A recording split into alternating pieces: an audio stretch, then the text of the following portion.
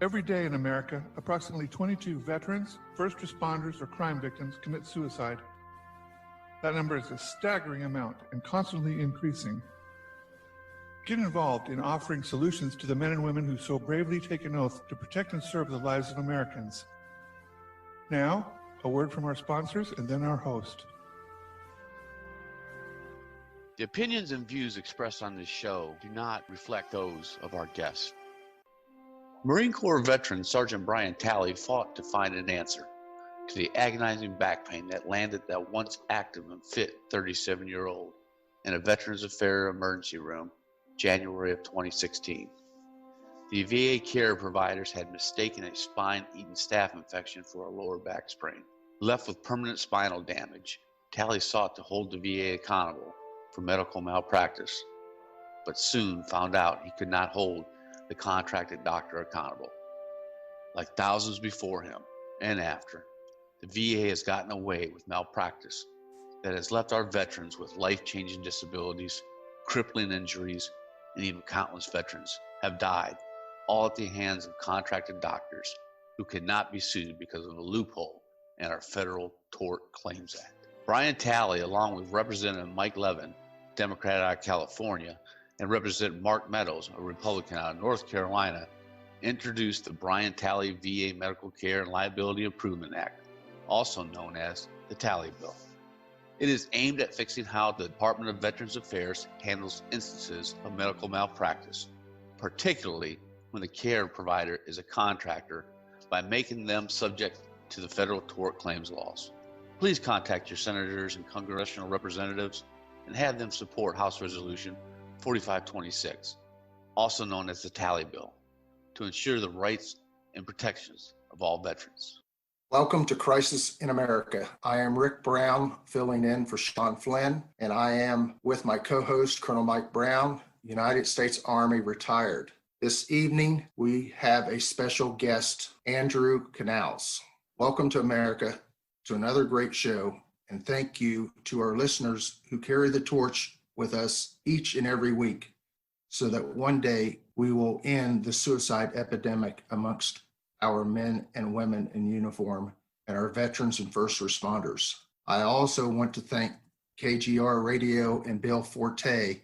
Without his support, we would not have this platform to share our ideas and views and opinions. Veterans are America's heroes, our protectors, our fathers, mothers, sons, and daughters. And despite the enormous role they play in guaranteeing our collective freedoms, far too many slip through the cracks as they depart the Department of Defense and transition into the Veterans Administration. This is unacceptable, and we owe it to our veterans to find solutions to address this injustice. Suicide is preventable. We continue to lose 22 service members to suicide a day. This number has not changed in 12 years, which means we need to find new ways to address this crisis. Modern medicine and scientific research have made it possible to identify patients who are at a higher risk of developing cancer, dementia, or even depression. Then why hasn't this happened? If we can get veterans access to care and get it sooner rather than later, then the less likelihood that they will become another one of the 22. Congress needs to give not only the VA every tool possible, but also the private sector and nonprofits to meet the mental health challenges facing our veterans before they get to the point of danger. Frankly, the laws as written and being written do not have the trickle-down effect to these private sector and nonprofits to meet where the most impact would be achieved. America, this is where you need to take charge and demand from your representatives in office that more laws be written with language to support private and non-private sector resource funding. This gets the access to mental health care down to the local levels where the high-risk service member and veterans reside. You can find your representatives' address and phone numbers by visiting our website, www.spiritualwarriorfoundation.us. That is www.spiritualwarriorfoundation.us. Scroll down and click on the button where it says representative, and it will take you right to where you need to go. Over to you, Mike.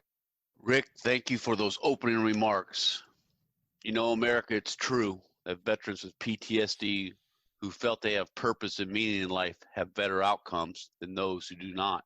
We all often talk about what are the protective factors, and Rick had talked about those protective factors, and that's our social support system. Having a robust social support and having strong problem-solving skills diminish the risk of suicide. Just makes sense. A person's support network can be a source of strength, strong strength, especially in the times of a crisis, and especially during a time of recovery. Strong social ties can decrease stress and increase a person's ability to cope with that stressful event or situation. I think some people will also argue for the betterment, and they believe so, and I believe this as well.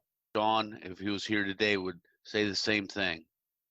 We believe that the health of a society is reflected in its incidence of suicide, and that a society sustains itself through well-defined norms and customs that govern the interactions when a person is immersed in the life of a community. It's no different when they're immersed in a life of a military culture, although there's a stark difference between a military culture and a community culture. But once the successful transition is in place, and a strong community structure is there in the beginning, as I stated earlier, there is a shared ideas what's inappropriate and what's appropriate.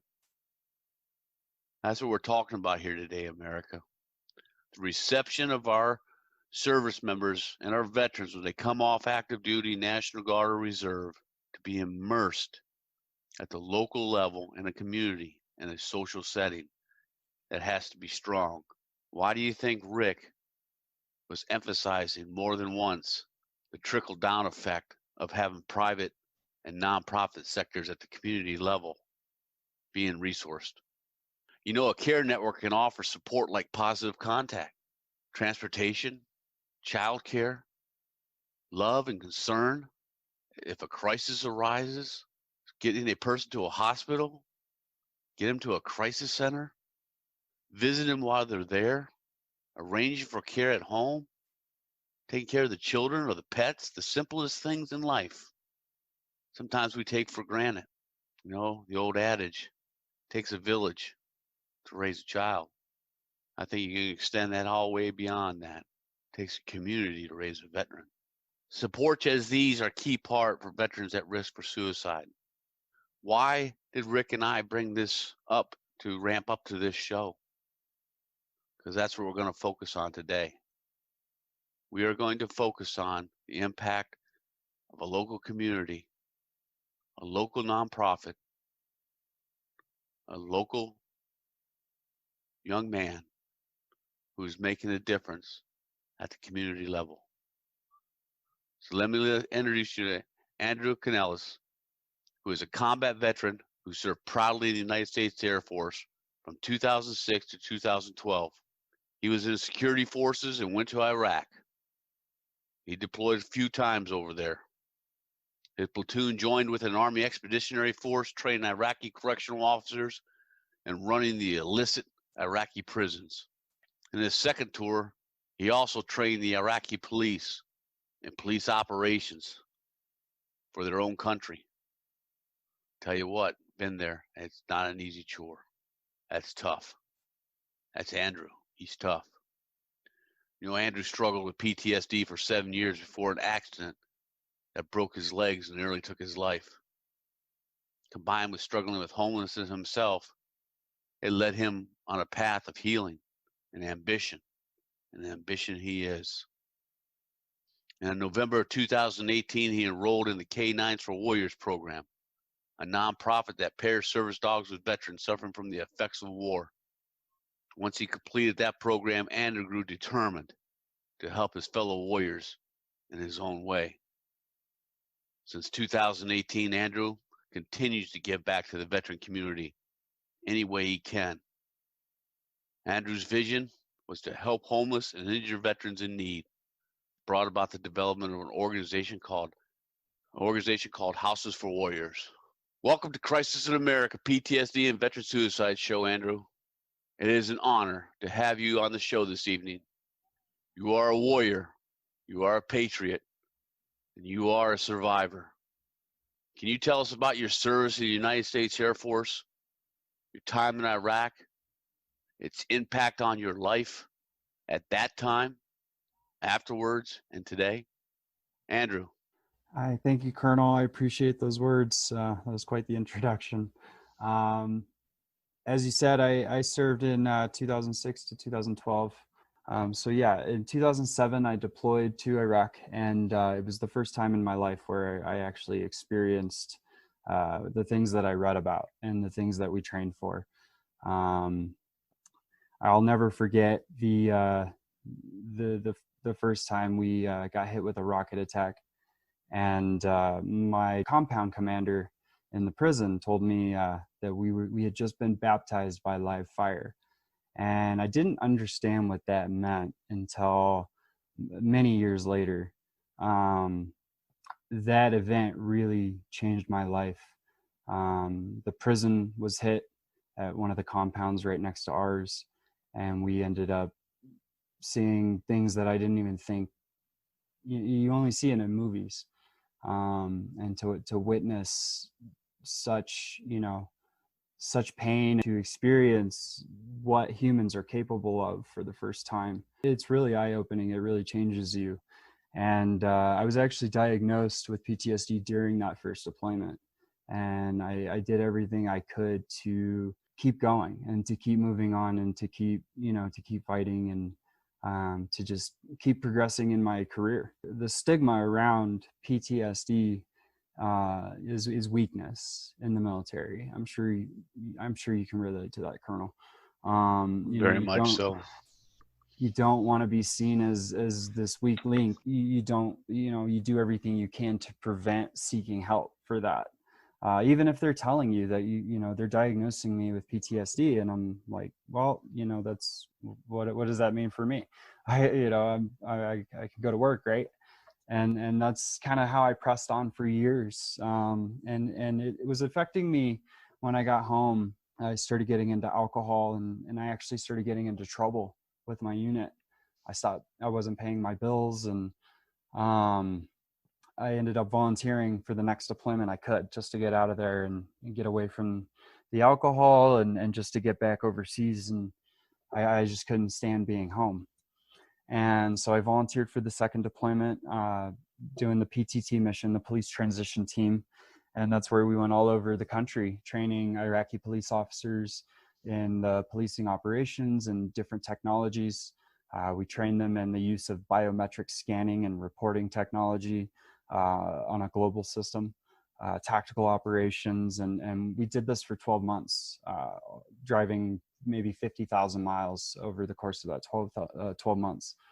And again, we responded to a lot of VBEDs, and we ended up assisting the police stations when they were attacked, a lot to process. It's not something I ever really processed until years after I got out of the military. I ended up getting out in 2012, and I had a really rough transition. Did everything I could to avoid my issues. Got into construction, became a carpenter in the union, and then once I got injured, I just I couldn't work anymore, and things started slowly catching up to me. I had a lot of issues in my relationships. I could never really maintain friendships or partners. In 2015, like you mentioned, I got into that accident, and yeah, it's been a long road. But today I'd say I'm really grateful for the journey and experiencing what I've experienced and healing the wounds, physically and invisible wounds that I've struggled with over the last decade of my life, and really grateful to be in the position I am now. Andrew, that was great. Took some courage there. I know it takes you back. And America, when we start walking back into our past combat duties and deployments, it can really be triggering. Andrew's talking about is his journey back into Iraq, crimes against humanity. He mentioned about what humans can do to other humans. This is what we talk about, the stark difference between a civilian society and a military society, especially in a time of war. There's a stark difference, and where we continually want to inform America and continually want to stress to our clinical care teams out there that if you haven't received military cultural training, then you shouldn't be in the line of work yet for clinical care treatment of our veterans, because it is different and it's harmful and it will do more worse than good. And that's just some experience talking. And so Andrew's here with us today, and he walked us through that journey in Iraq. When he's talking about VBIDs, and you may not know the acronym, but vehicle-borne explosive devices. Imagine just driving down your road. He's talking 50,000 miles a year. How many miles do you put on your car a year? Maybe 15,000, high, maybe 20,000. Maybe if you go higher, 25, 50,000. Imagine driving 50,000 miles a year, knowing that any one of those miles, you may have a vehicle-borne explosive device that you're going to hit, or an improved explosive device you're going to hit on the ground. Can you imagine that? Can you imagine how scary and fearful that could be? Those are things that cause post-traumatic stress disorder. The crimes against humanity and the actions you have to take while you're in combat cause those moral injuries, those things that go against your own values. So you've heard from Andrew today just a snapshot of what this young man had to go through in Iraq. And then coming home, we've talked about the challenges these service members face when they get back on the ground and they're struggling, and you misrepresent misconduct instead of looking at the disease or the disorder, depending on how you look at it, of combat. And then you bring them into the treatment fields and need to be aware wholeheartedly what Andrew went through and others like Andrew went through before you start passing judgment. Andrew, the potential for suicide exists when there is no longer a sense of belonging. You know, when a person feels they're burdened, and when there is habituality for self-injury, this can lead a person to gradually overcome the desire for self-preservation and lower resistance to self-injury. You know, whether they're doing a rehearsal of it, you know, the ideation, or they've been observed for doing self-harm. And I ask you this just because we've had a little pre-op to this and ramp up to this show. Was there a point in your life where you reached this point where you thought there was no end in sight to your pain and suffering? If so, how did you dig yourself out of that hole? Because you're obviously here with us today. Andrew? Colonel, I just wanted to say first, thank you for setting the tone on this conversation and what it's like for guys in my position sharing my story. It's not an easy thing to do at all. And so I appreciate that that you took the minute to share that. And, as far as my desire for self-preservation, I'd say it was really, really lacking in 2015. I don't know about you, but I couldn't even really drive in public anymore without getting really, really triggered. There was a point where I was doing everything I could to avoid everything in society, getting as into nature as much as possible, and using extreme sports to really chase that adrenaline and find some sense of peace with everything that I was going through.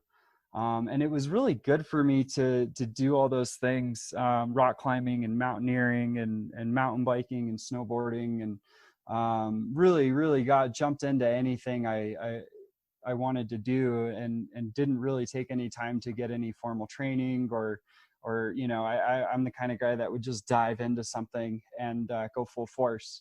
And all that really caught up to me, I'd say 5 years ago. And instead of digging myself out of a hole, I quite literally hit a rock and had to sit in my hole. I had a pretty bad episode public setting where I got really emotional and really triggered and charged, and I just kind of went off on this person who was actually one of my mom's friends. And I really embarrassed myself. I embarrassed her, and I was determined to hit the mountain. So I grabbed all my gear and my bike, and I jumped into my truck, and I went over to this mountain, and then 3 hours later, I was in an ambulance, and I had 2 broken femurs and tore everything in both of my knees. And big problem was that I was just riding way outside my means. I was trying to run away from my problems, or more so ride away from my problems. And I popped both tires and flew into a boulder. Yeah, it was the first time in my life. Wow. Yeah, it really slowed me down and made me take a look at my life and everything that was going on and what had led up to that. And, I had been, doing a lot of projecting and blaming my problems on other people in the military. And, it was the first time I kind of had to take responsibility for myself. And at this point, I wasn't getting any VA benefits. I wasn't getting any healthcare. I wanted nothing to do with the VA at this point. And, I got kind of forced into my benefits and forced into the VA health, and kind of forced to acknowledge that I had problems. That was my biggest thing is, this is 3 years after my time after I got discharged. And then it was actually 7 years after getting diagnosed with PTSD that here I am in the hospital on some of the heaviest narcotics I didn't even know existed. I'm stuck. I was, really, really stuck in my hole, and I couldn't dig myself deeper. I couldn't dig myself out. And I just, it really started everything for me. And once you open it, it's going to get a lot worse before it gets better. And I think most of us in the military know, can appreciate and understand that that's what's going to happen. And so they do everything they can to avoid it. And I guess I was lucky that I see my accident as a blessing because of it. Otherwise, like, I could have ended up in jail, a DUI jail, using drugs. And I had already been exploring with drugs at that point. And so it really took me by surprise. So no pun intended here, but you hit rock bottom. Yeah. That was your rock bottom. The size of a Volkswagen. Yeah, size of a Volkswagen. So America, wish we were on live TV. We could probably show you a clip of this traumatic. We laugh it's on now, my YouTube channel if anybody wants to see it. So. There you go. You contact us after the show, and we'll get a hold of Andrew to send that out. It'll probably get 1 million hits, but we can laugh about it now. But if you would have seen the incident, it was a pretty reckless operation from a desperate. I mean, when I saw it hit, when you hit, it was devastating to me just to watch, and then I could hear your pain when you landed, and then knowing that you broke 2 femurs. I've broken bones, broke backs, I broke my tibia and fibia before, and that's very painful. But it also landed you in a wheelchair too, didn't it? Yeah, I did. So I was in the hospital for about 3 weeks. For anybody who doesn't know, when you break your femurs, it's actually really, really dangerous. You can get blood clots and other issues. And I had to get a shot in my abdomen twice a day. Just to prevent the blood clots from starting in my knees. And they had me in a walker the first day after surgery to get my therapy started. And going back now, I'm like, I don't know how I got through it. There's definitely something about watching that video myself that made me feel really, really lucky. But at the same time, I was equally low and feeling down and feeling like a burden because I was technically homeless when I crashed. I was I was staying with my mom in her 1-bedroom apartment and trying to get my life back in order, trying to figure out new ways to run away from my problems. And so, like I said, when I say it caught up to me, everything caught up to me really, yeah, looking back, it's amazing that that That's happened. another good point to be brought up. And, listen, we're talking to America here, and we're talking all sectors and all professions here that, when you go through these type of incidences, and I always say we all have the same type of music. It's just different lyrics. Being a soldier, military member, coming through combat or trauma, some sort of trauma, it could be not combat too, but you go through that, and then you come out the other side, and you feel this despondentness, maybe this isolation, maybe this anxiety, maybe this hopelessness, all of the above, or some parts of it, and you become wanderers. I was once asked, by myself, why is that? And I says, well, you got to really trace it back to, what do military warriors do? Well, we're servants. We serve others before self. We serve the mission before self. We never take care of ourselves in a certain way. I'm talking about, of course we take care of ourselves physically and stuff like that. But when it comes down to the mission, it's like, we're not weak. We're strong. We overcome. We adapt. We will make mission happen, and we'll take care of our buddies, and that buddy next to us will take care of us. We're always standing strong because we're always a team of teams. But when you get us alone, and there's no more mission, there's no more team, there's no more camaraderie, there's no more esprit de corps, you're out there riding alone on a lonely old mountainside, and all these thoughts, ain't no different from me going out on a duck hunt somewhere, feeling I'm invincible when it's 34 degrees below zero and I should be back home. We have risky behaviors as well. I just want to note that to America, that the reason we have a warrior mentality and reason we have to step down from that is because of self-preservation. We somewhat lack that, our moral conduct, in the way we've been brought up as warriors. There's a stigma attached to it. Just saying.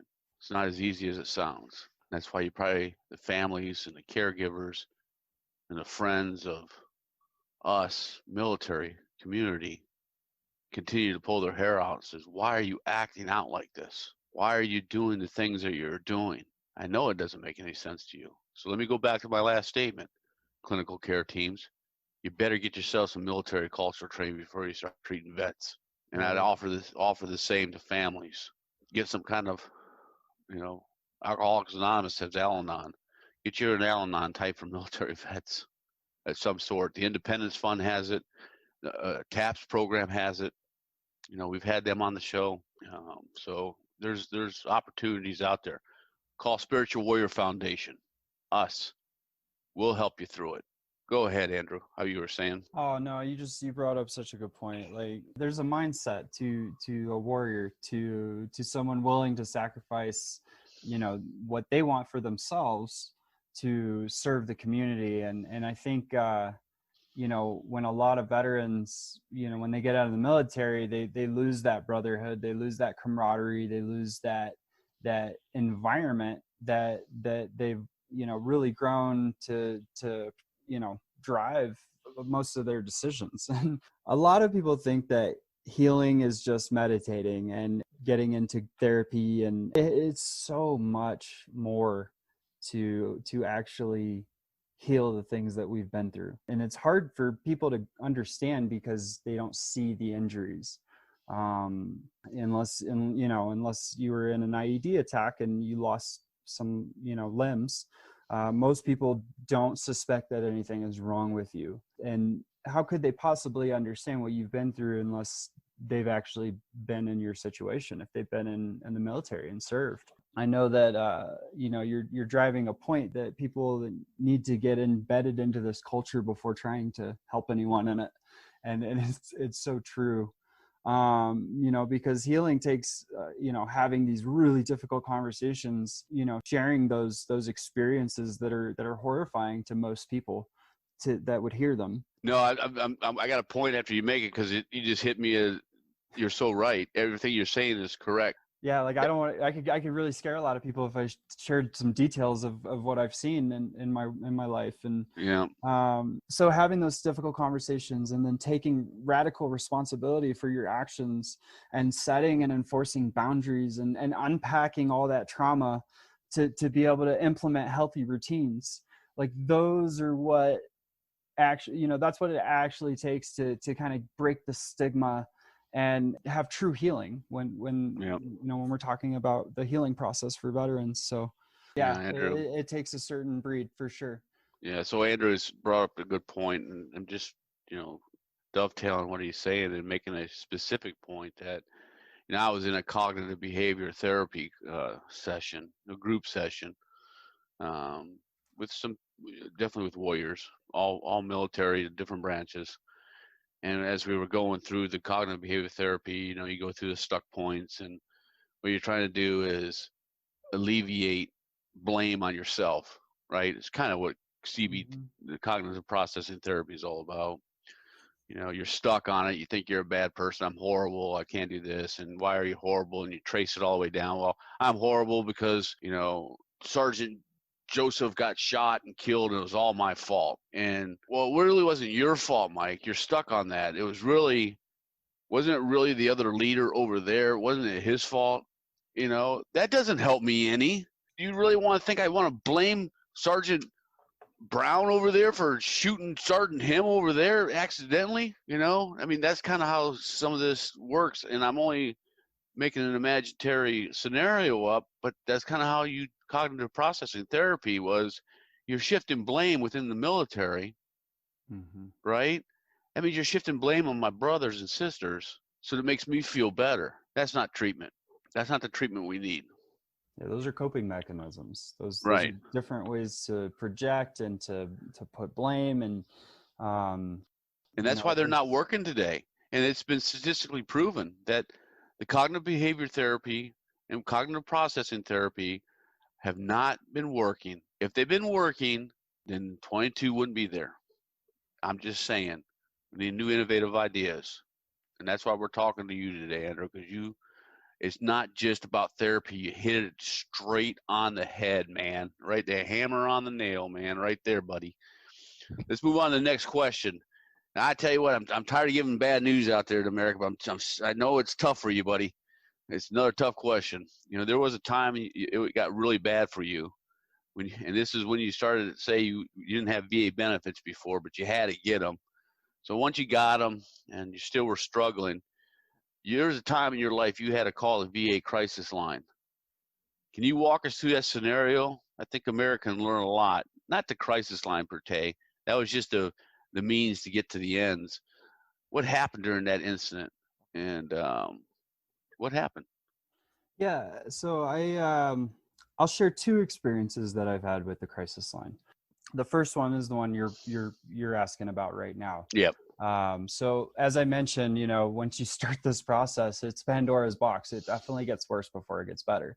And so this has been, you know, 2 years after my accident now, and I'm in a relationship, and things just aren't going well at all. I nothing is actually bringing me happiness or joy. I'm getting into the worst arguments and fights with my partner, and we ended up. I ended up calling the crisis line for help. I had never made plans to commit suicide before, and when I started making a plan, something shouted at me, "Just call the crisis line." I know that's what my mom told me to do if I ever felt that way. And, you know, my therapist told me to do that. Like, so, you know, we're told to call the crisis line if you need help. And so I did. You know, I talked to somebody for a little bit, and then they wanted to call the sheriff and to get me some help. And so I agreed, but the sheriff showed up, and he was really kind. He was really compassionate. He, you know, just wanted to figure out what was going on. And I told him, you know, I'm at my breaking point and I want to kill myself. And the crisis line called you guys. Gave me two choices. He's like, you can come with me voluntarily and we can get you checked into a mental health facility, or you're going to come with me involuntarily and we're going to check you into a mental health facility. And so I agreed to go in the front seat as opposed to the back seat. And the VA was full. They couldn't take me. And I was really, really concerned about that, but I was assured that I was being taken to a civilian hospital that was up to par with VA standards, and they were familiar with the VA process, and just got fed a load of BS. When I showed up, they see me arrive with a police officer. And so in their minds, I am a threat. I am a criminal, or I was taken against my will. I was told that even though this was a voluntary thing, that I was going to be treated a certain way. And they took all my clothes, they took my shoelaces and my shoes, and they put me in this room with a plexiglass screen over the TV and absolutely nothing sharp, and all the electrical plugs were covered. And I didn't quite understand why, they would make the situation worse. And in my mind at the time, I got put in this room, and then somebody would come and take my medical stats and my temperature and stuff, and then they would leave, and nobody would answer any questions for so what's next? What do I do? What are we doing? Now that I'm here in the hospital. I think it was after the third time of trying to knock and get help, because I was locked in this room and I wasn't allowed to, open the door and leave. I started knocking to get some questions answered. I got really triggered. I got really upset, and I just started beating on that door.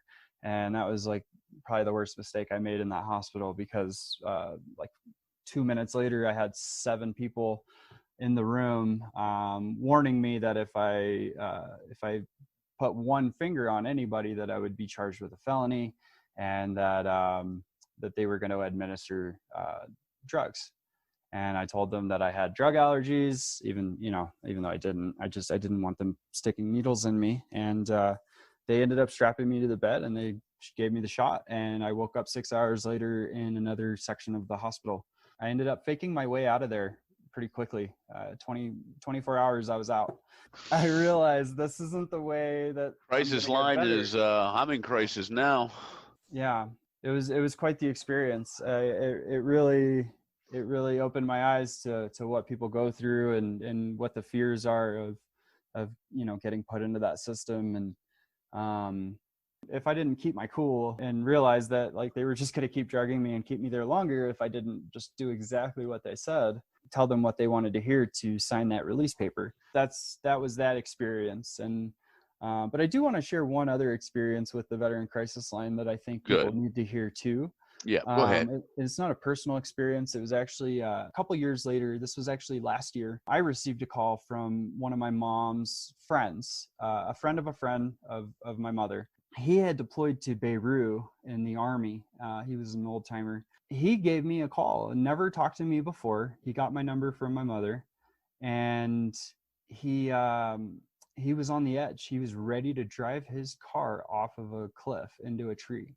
And he was concerned for how his daughters were going to get taken care of. And I've never received a call like that in my life. I had put it out there on social media that I had overcome it, and that, I'd be happy to share experiences and, connect with veterans that are struggling. But I had no idea that I was going to get a crisis call. And so I did the only thing I knew how to do, which was call the crisis line.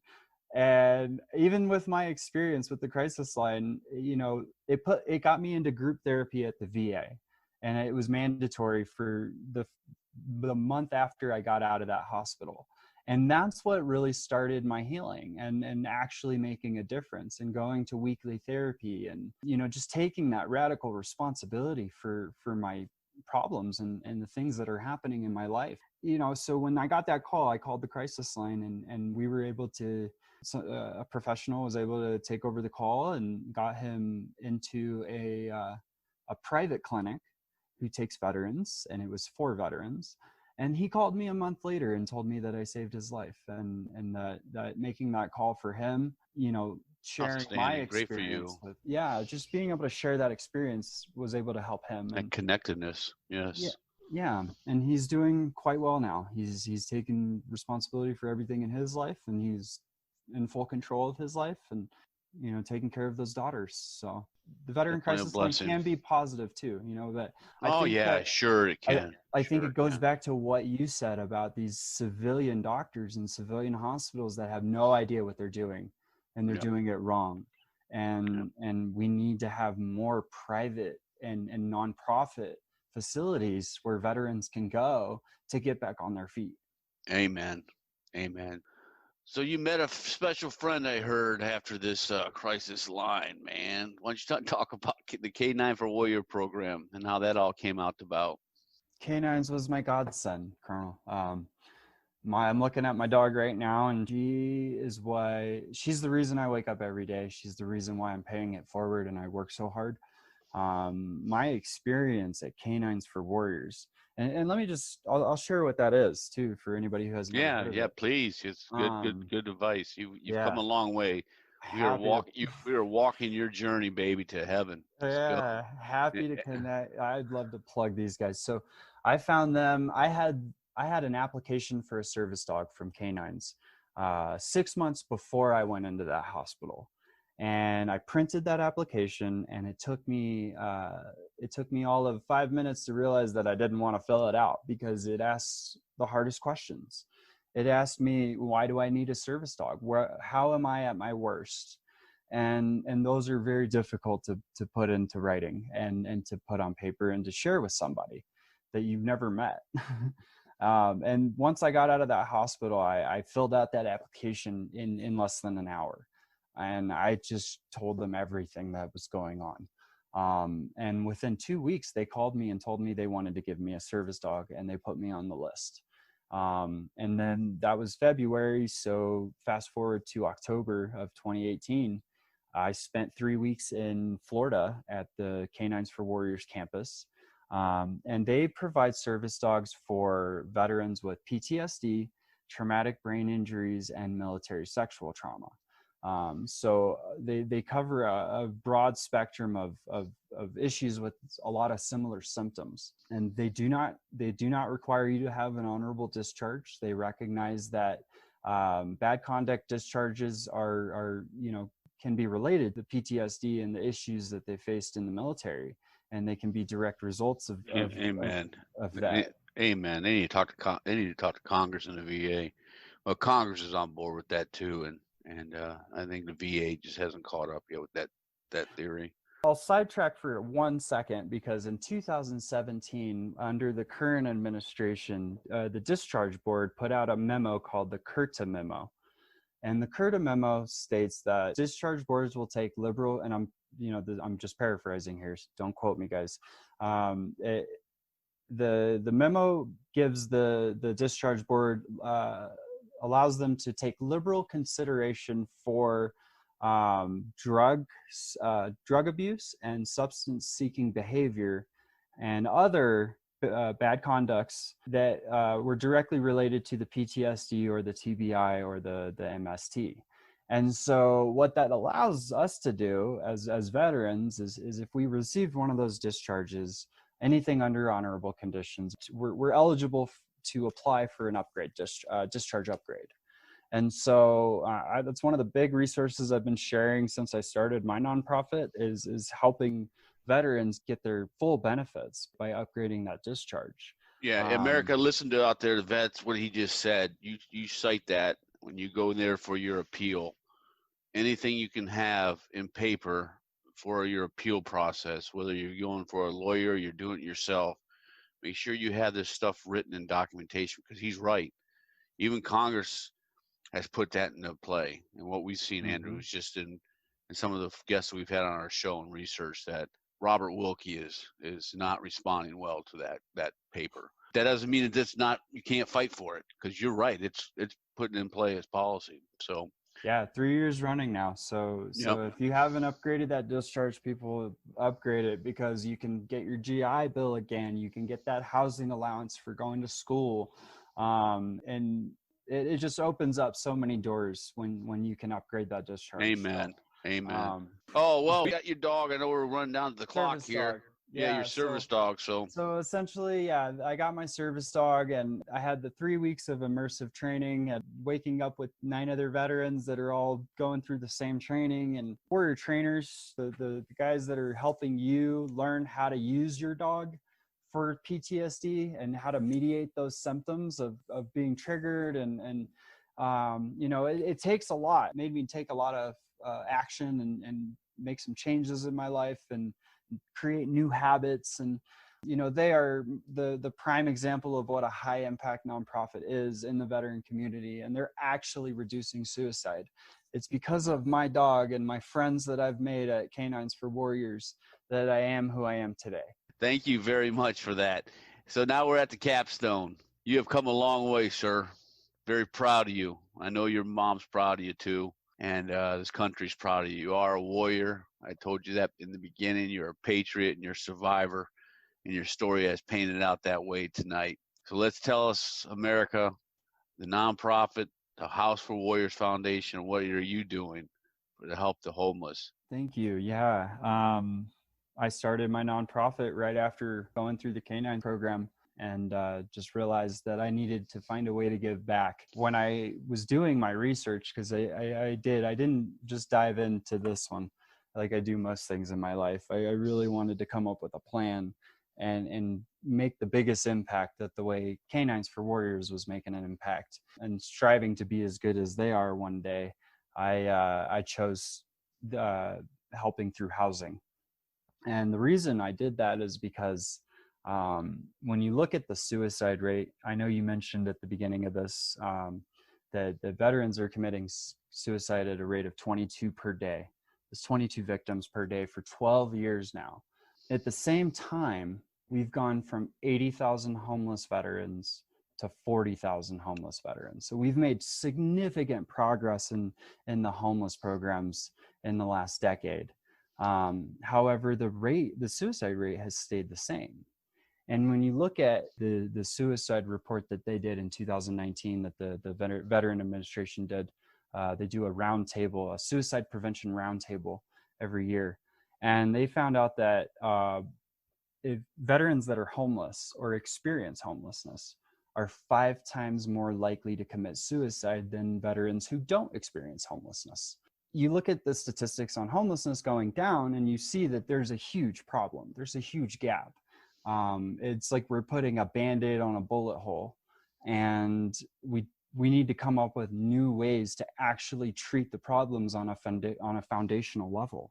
Most of the organizations and the services that are out there are only able to offer a handout, and they're not truly getting the hand up that they need to be self-sufficient, to take control of their lives, to be independent, and to teach that radical responsibility. Most veterans struggle with their bank accounts. They're always overdrawn. I get a call every single day from a veteran who is a first-time caller seeking help for veteran services because of the current pandemic too. We're in a spot where we're about to undo all the work we have done because of this pandemic, or rather the response to this pandemic, I should say. And the Veteran Crisis Center has, the Veteran Crisis Line, they've had an increase of about 12% in calls since this whole COVID thing started, and about 20% of all their calls are COVID related. And so we're coming to this point where we really have to implement a new type of service. And so what I'm trying to do is start our Warrior Transitional Housing program. And it's going to provide veterans that have been forgotten about with an opportunity to rebuild and reclaim their lives. There's only one organization out there that I found and if anybody else has others that they've found, please send them my way. But the one I found is Passageways Ltd. In Wichita, Kansas. And for the last 5 years, they've been transitioning homeless veterans into permanent self-sufficient status without a single veteran going back to homelessness and going back to their old habits. And now emulating programs like those, like Canines for Warriors, like Passageways, we've developed the Warrior House Project, which will offer a place to not only stay and get on your feet, but a place where you can get job training, access to benefits, access to other veteran resources, and just it's ultimately a collaborative effort between Houses for Warriors, Warrior Now, Hire a Hero, and multiple other organizations that we're partnering with to produce this type of transitional facility. This is the first of its kind. There's going to be an agricultural program.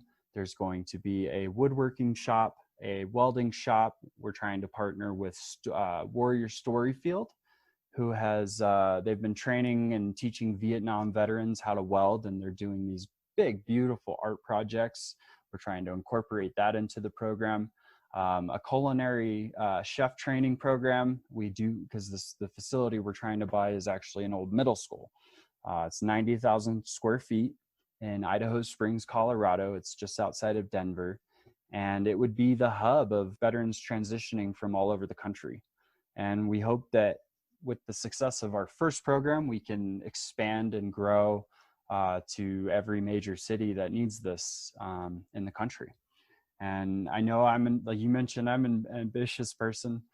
This is a big, ambitious project with a lot of moving parts. And so, if it doesn't happen this year, it'll be next year. And if it doesn't happen next year, it'll be the following year. And we have to get the resources we need to offer foundational level support, because too many times I hear from veterans that call me that they've gotten plenty of handouts, but nothing's changed in their lives, and nobody else will give them assistance because they've kind of exhausted all the resources that are out there. 50,000 veteran nonprofits in the United States. There's a lot of overlapping services, and there's a lot of bad reps, so to speak, in some of the bigger organizations that have really taken advantage of the veterans that they're trying to serve and the donors that have supporting them.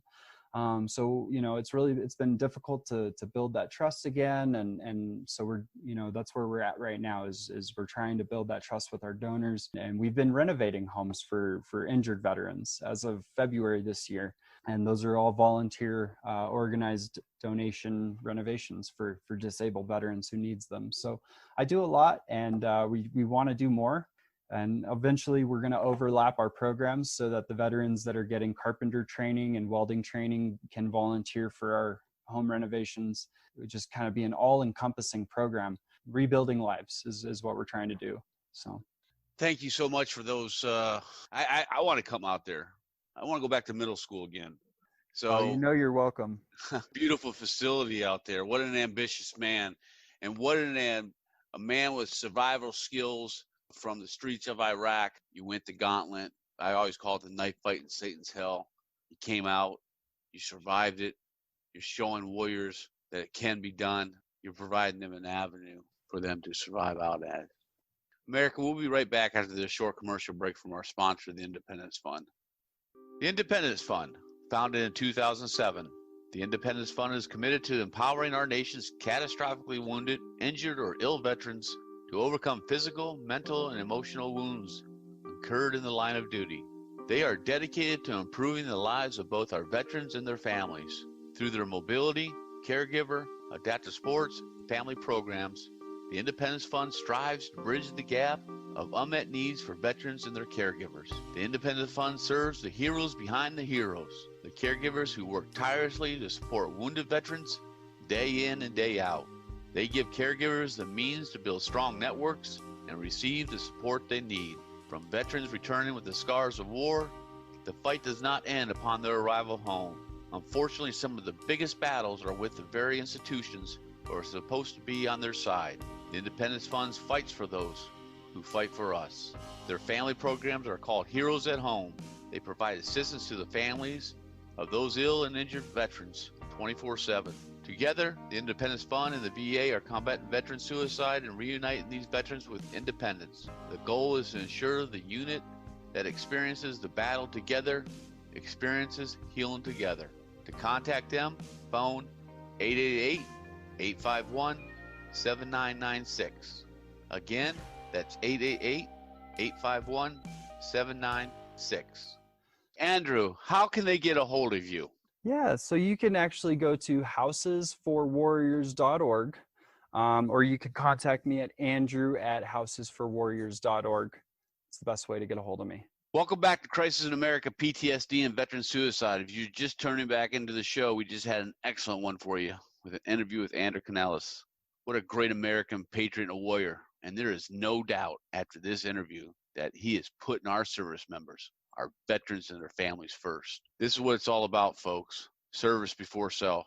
We are here today to demonstrate to you that we believe that to get out there, you got to get involved in your community. You know, the president just signed into public law the Commander John Scott Hannon Veterans Mental Health Act of 2019. This section establishes the Staff Sergeant Parker Gordon Fox Suicide Prevention Grant Program, under which the VA must, hear this, the VA must award grants for a period of 3 years to eligible entities for the provision of suicide prevention services to veterans. Now, this act and this grant will allow up to $750,000 to be awarded to each community organization that puts a grant in. Get your grant writers out there, arm them now, and start submitting these grants and requests for your communities. Again, that's public law now, 116, 171, Section 201 of the Public Law, Commander John Scott Hannon Veterans Mental Health Act of 2019. You can get started. This is where it has to happen. This is where we will start getting at the root of the problem by having our community stand up to their own mental health clinics. Because I will be bold here that this is suicide cannot be reduced through awareness, advertising, and public relations. It can't. There is little scientific evidence that media campaigns will reduce suicide, and mounting evidence is that they don't. Why would they? The largest and most sound review of the issue with suicide prevention strategies, they did a systematic review of this and showed very little impact. So when you see these broadband suicide awareness and these big campaigns by these big, huge nonprofits and private organizations and the president's campaigns, they're showmanship, okay? I'm just being bold. We're a hard truths organization here. That's what Crisis in America, PTSD, and veteran suicide show is about. We're about the hard truths. We're not going to sugarcoat anything here, because if you do that, all you're doing is hurting more people. You know, the report went on to note that researchers doesn't really understand why we continue to put all this money in these campaigns when the money should be flowing down to organizations like Andrews. You know, such public education and awareness campaigns largely about depression have no detectable effect on primary outcomes. They don't. What have they've been saying for the last 6 months, America? What our mass market media are so popular, in spite of the fact that there's no evidence they work and evidence they don't, it's money, and it's profitable for a mental health provider to write a brochure. And I'm talking about the VA here, man. I'm talking about big government. I'm talking about these big, overwhelming, multi-$100 million, billion-dollar organizations to write these big brochures, produce these big service announcements, rather than try to reduce suicide. That's the hard truth. By putting their logo on some material, they increase their visibility and self-importance. I want to get money down to folks like Andrew. As one suicide researcher concluded, the conflict between political convenience and scientific adequacy and suicide prevention is usually resolved in the favor of the former being political convenience. So what is working? Andrew's Houses for Warriors is working. Jake Clark, Save a Warrior, he's working. Captain Kleiman, the STAR Behavioral Health Program, it's working.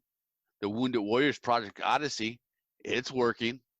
Local community and nonprofits are working again. Please get your grant writers ready. There is money flowing out of D.C. Don't let the big bureaucrats grab it. To reduce suicide, we should stop funding what doesn't work and start funding what does. You heard it here today. Until next week, if no one has told you that they love you today, well, I love you. Stay strong, stay vigilant, and stay connected. God bless our veterans. God bless our military and first responders. And God bless the United States of America in old glory. And I quote, one of the most important things you can do on this earth is to let people know they are not alone. Shannon Alder. Thank you for listening to Crisis in America, PTSD. All veterans, first responders, or potential guests, we would love to hear from you. Please email your comments to Colonel Mike Brown. That's brown.mike734@gmail.com. Once again, brown.mike734@gmail.com.